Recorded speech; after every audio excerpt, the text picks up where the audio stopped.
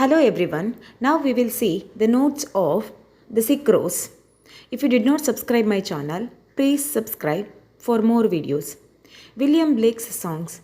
William Blake's Songs of Innocence and Songs of Experience are the collection of poems that utilize imagery and instruction that were concerned with the broad range of social, political, and religious problems.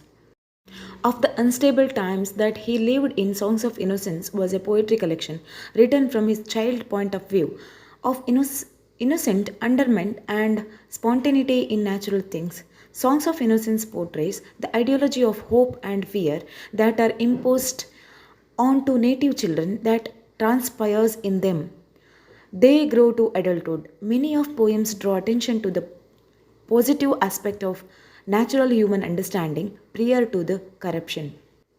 The Sick Rose. The Sick Rose by William Blake, a prosperous American author and poet, is a wonder of literature. Published in 1947 in Songs of Experience, the poem explores the concept of death and negativity.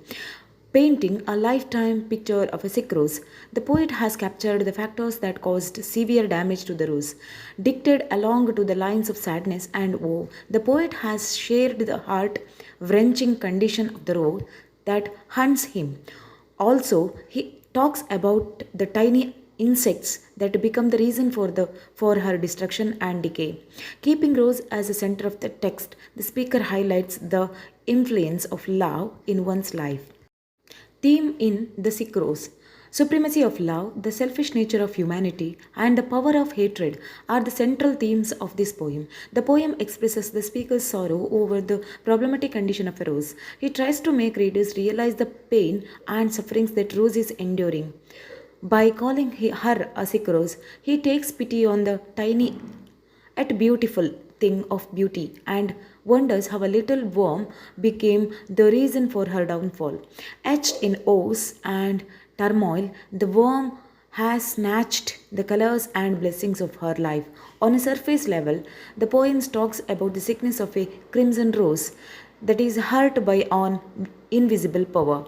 On a deeper level, the poet portrays love as a dark.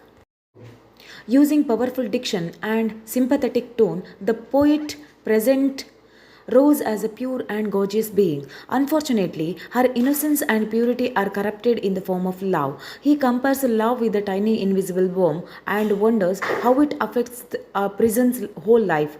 To add a deeper meaning to the poem, William Blake has used various poetic elements in his poem that are as follows: an asanas, allegory, apostrophe, imagery, symbolism, personification. The first one is asanas.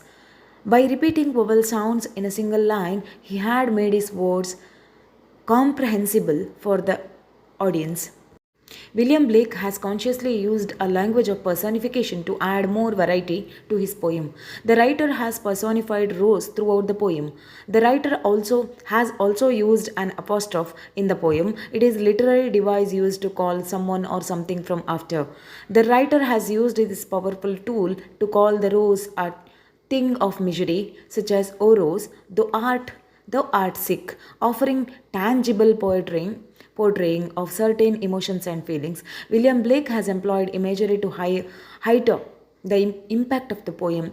Visual imagery is used, such as that flies in the night and has found out they bed,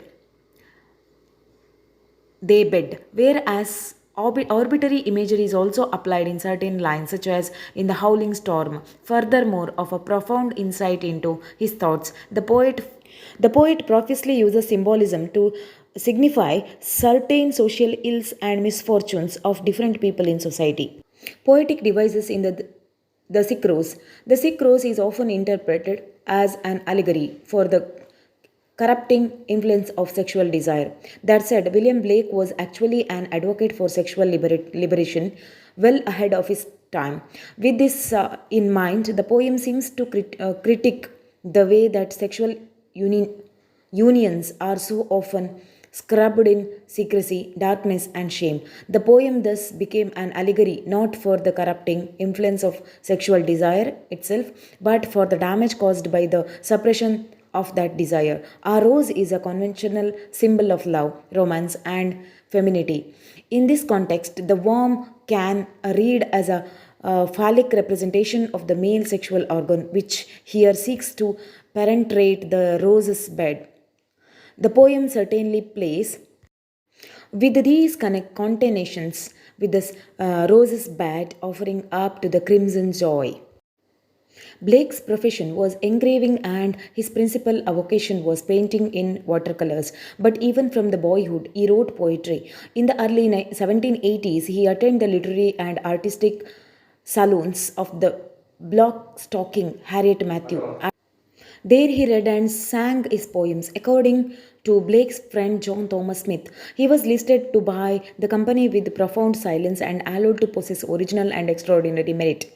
In 1783, Harriet Matthew's husband, the Rev. Anthony, and Blake had some of these poems printed in a modest little volumes of 70 pages titled Political Sketches, with the attribution on the little page reading simply, contained an extraordinary purpose behind the literary works which behinds the society in oneness.